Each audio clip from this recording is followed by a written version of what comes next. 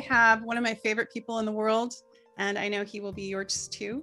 He is a world-renowned director, producer, executive producer, Igor Lopatonok. Welcome, Igor. It's the second time on my show, and I'm so happy to see you. Thank you very much, Tara, for having me. It's a real pleasure. After your conversation with you, I feel a kind of excitement and rejuvenation of the creative ability to do something in this very peculiar, dark time. So thank you for being around.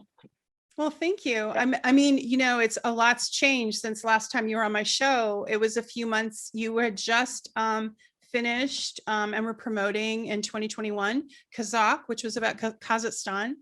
Yep. And I have the trailer here so that our audience can see it. Can you talk a little bit about this particular documentary? This is our latest film.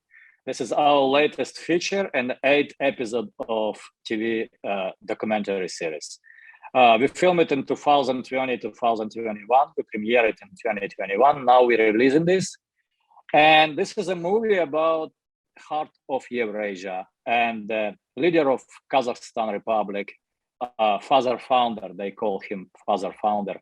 They have a special word for this, who was in power for 30 years, who built the country, who developed their own way of democracy.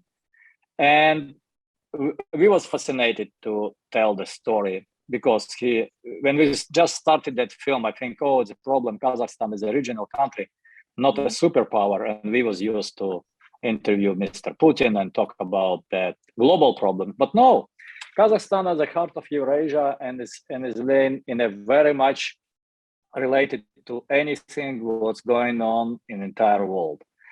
And it's a beautiful country. I love it. 9th biggest country in the world, 90 million population only. It's less populated country. Yeah. Very rich on oil and gas, uranium, gold, etc., metals, and a beautiful people. But there's also the heart of civilization of Scythians, what was dominating the 15th centuries from 11 BC to the 4 AD, even more. That we know that Attila the Hun was belonging to the Scythians. Yeah, who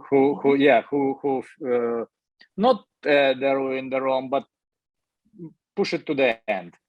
And this civilization is so fascinating me because we know very little about this. We know just from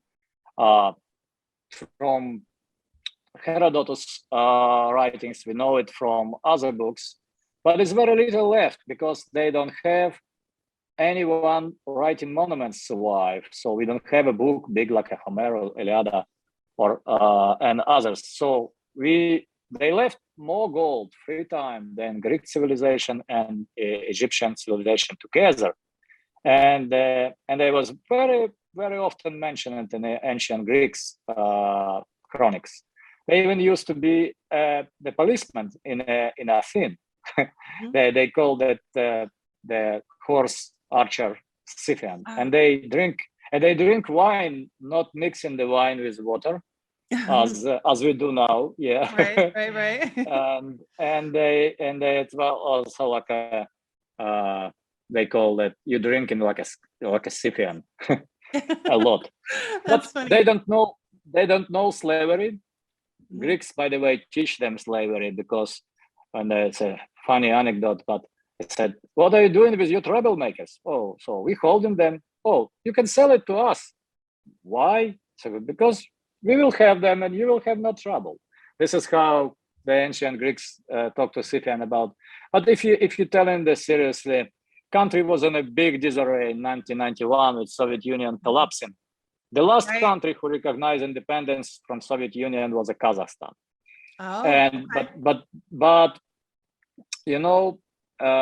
the God or Allah, you can say, give them the good leader who was a man with a big heart and very tough.